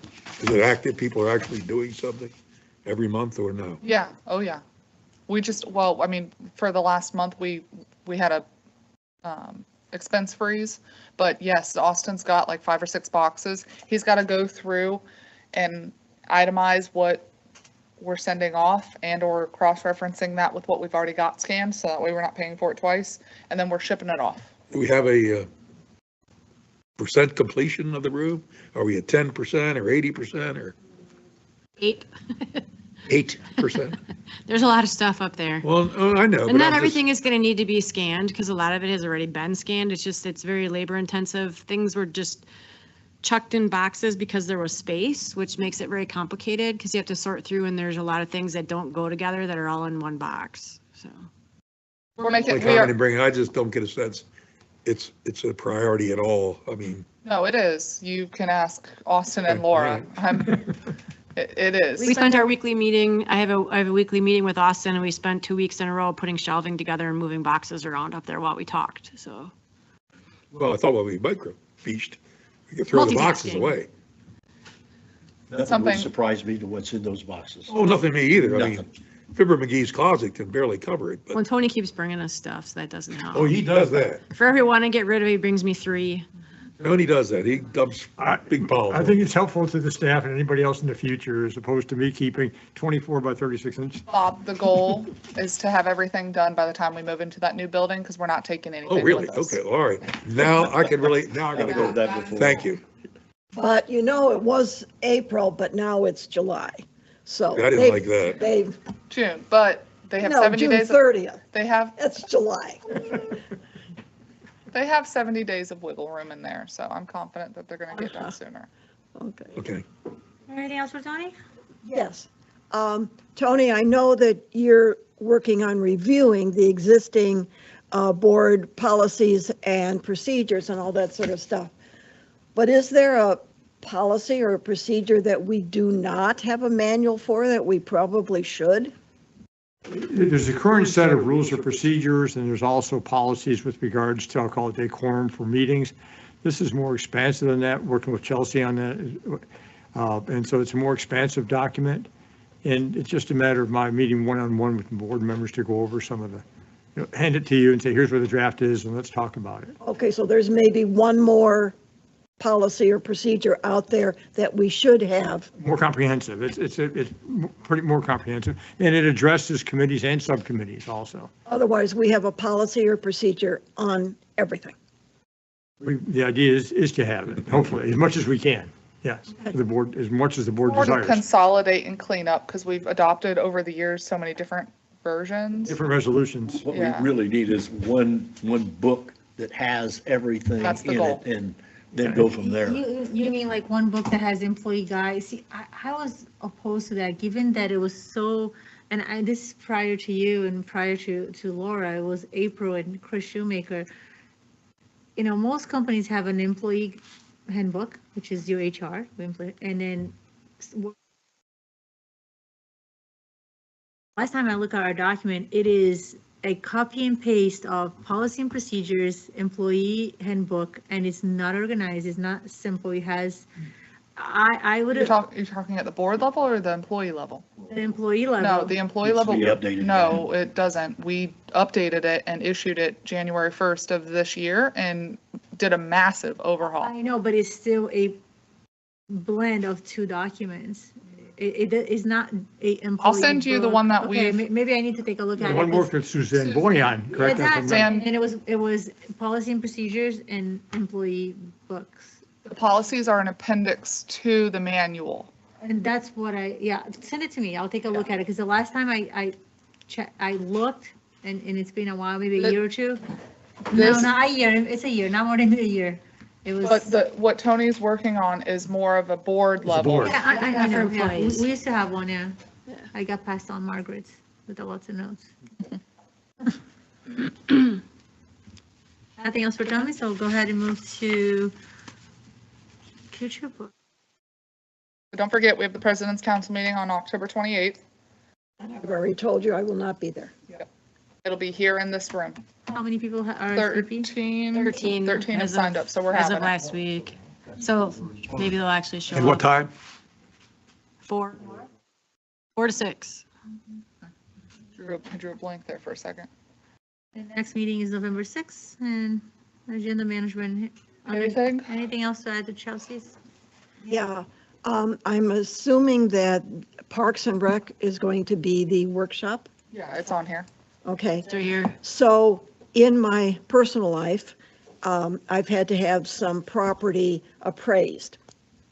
And in reading the appraisal, the words highest and best use were used many times in doing this appraisal.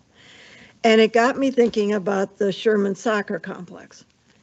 And if we forget about the history of soccer if we don't consider Sherman as a sacred cow, never to be changed or touched or whatever, and just looked at it from what is the highest and best use of a property of land that's a certain shape, that is an asset for this district, how can we make use of that to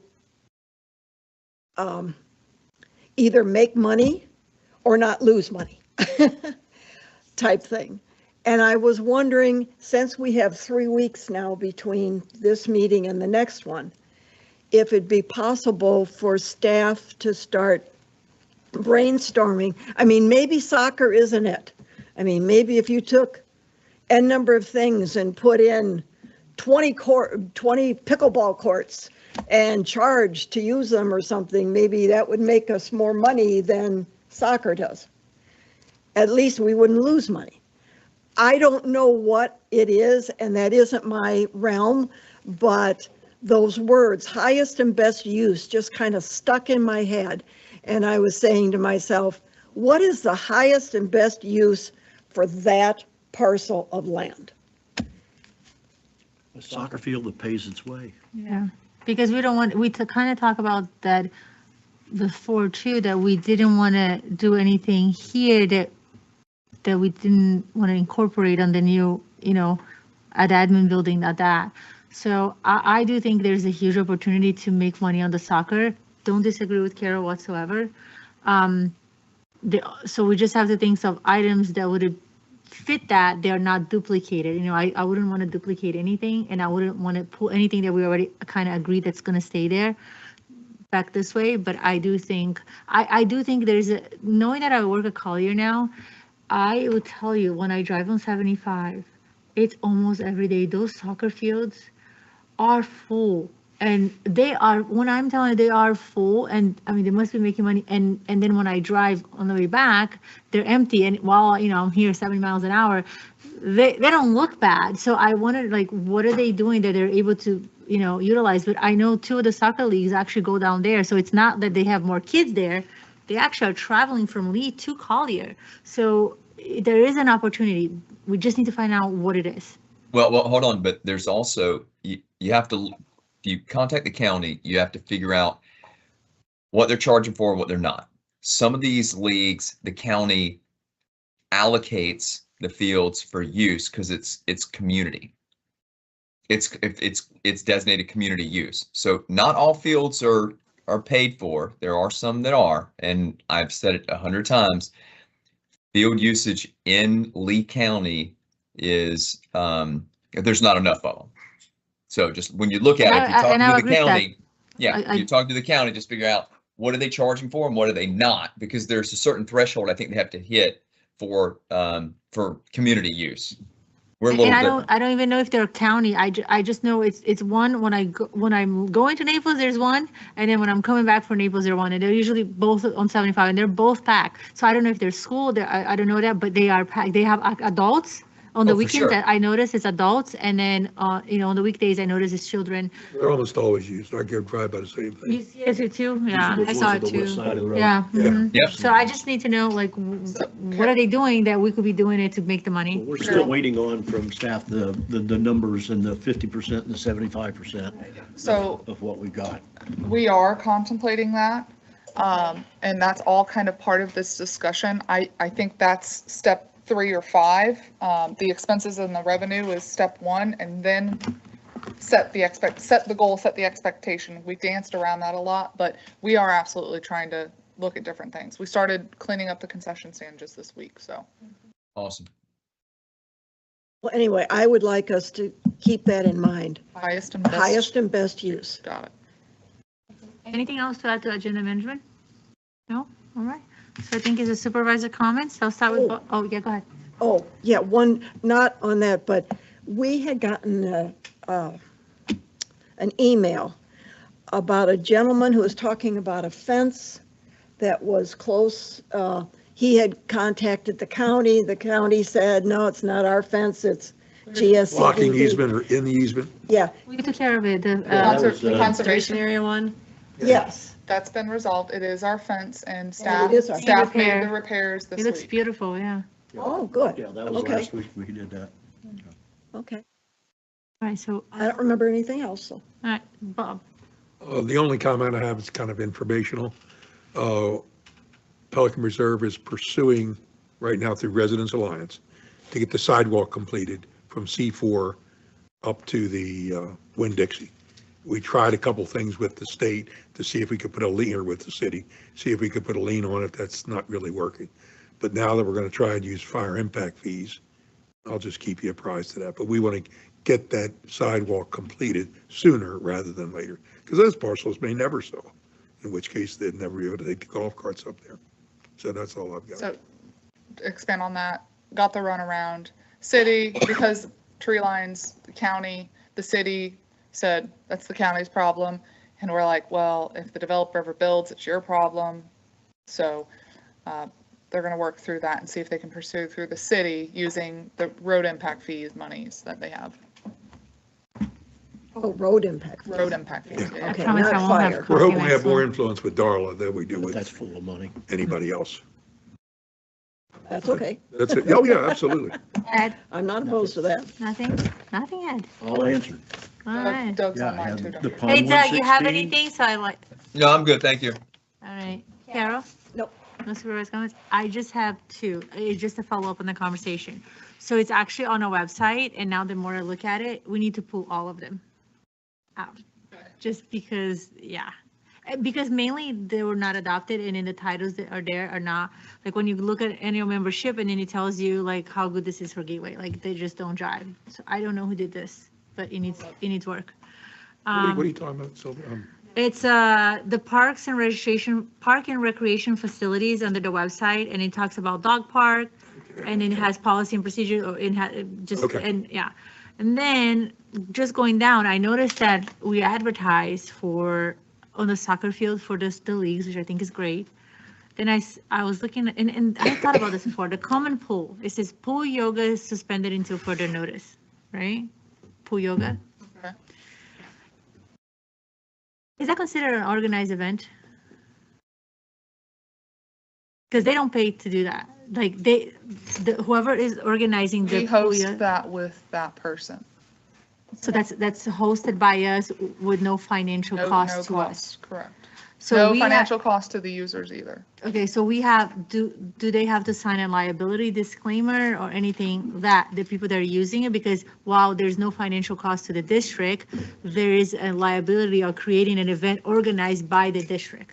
Does that make sense, Tony? Yes, it Yes, does. it does. Okay, do you know where I'm going? Yes. Okay, so that is one. The second one is, So you want the volunteer instructor I to need you sign? to, I want you to talk to Tony, and I think Tony Yeah, will but give you part- clarity on what I think we need. Yeah, and part of the conversation might be with our insurance carrier, if it's a volunteer instructor, whether she's covered under the district policy. The answer is yes, because we have volunteer Pelican people They might be, but I just want to make sure. that are covered under our umbrella. But I would But are they suggest, listed, like, Yeah. those people, are they listed? They came to the board and said, Mary Jane, we did a sexual record request on her. She's good and clear to teach the kids in the pool and the yoga, and she's under literally this, this is her title, and we created this, and she's good to go. We In don't have Pelican, there that. are names and dates that say when they're, yeah, Exactly, and then it's approved by the board. No. Or approved by, it's approved by The them. form is approved by Tony. Yeah.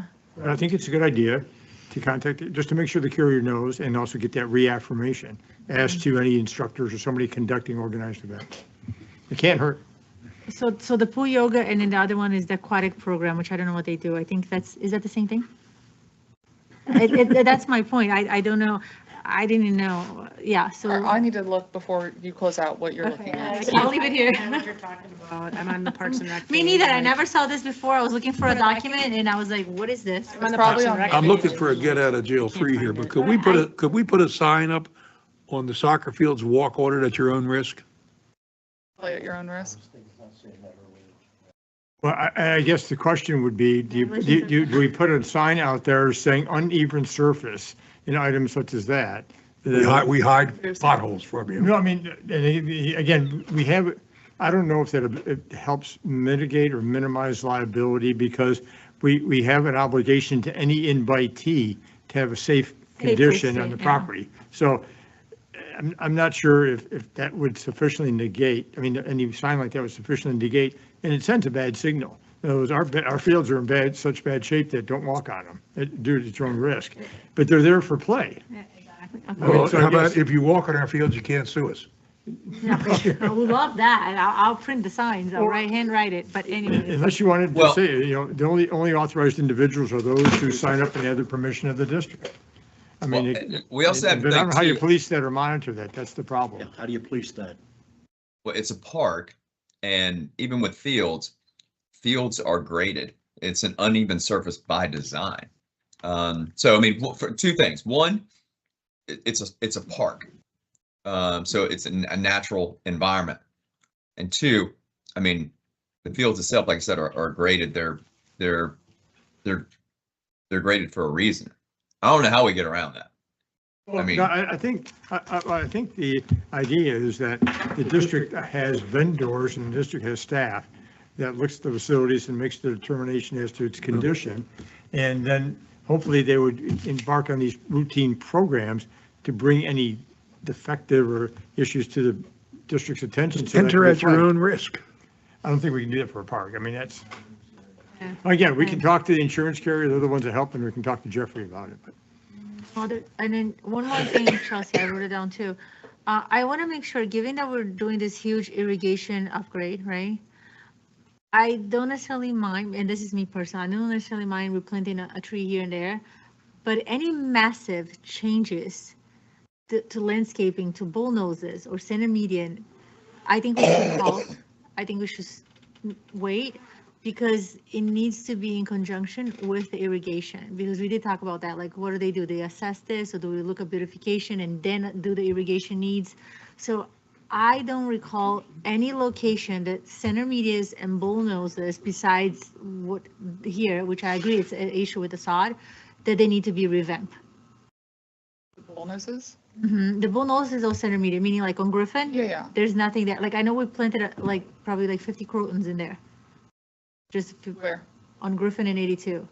Large items like this, given the cost, we just gotta think. We're gonna be years away from construction of that irrigation. So we can leave it like it is and bare and not the Gateway Premier. We just redid it 3 years. We did it when the high school did it. We redid the entire bullnose. I think it cost us almost $20,000. Yeah. And I was surprised that when Yeah. I went out, there's a large section that was redone.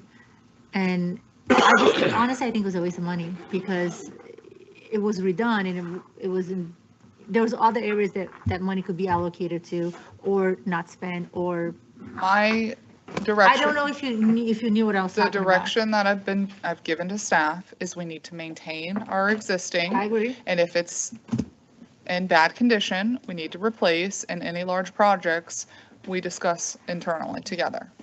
So there, to my knowledge, there has not been any I'm just saying, large. yeah, that's not large, it's just a portion of it, but it's just saying, We're you know, maintaining yeah. current, Okay. so. All right, that's it. So Make a motion, we to adjourn.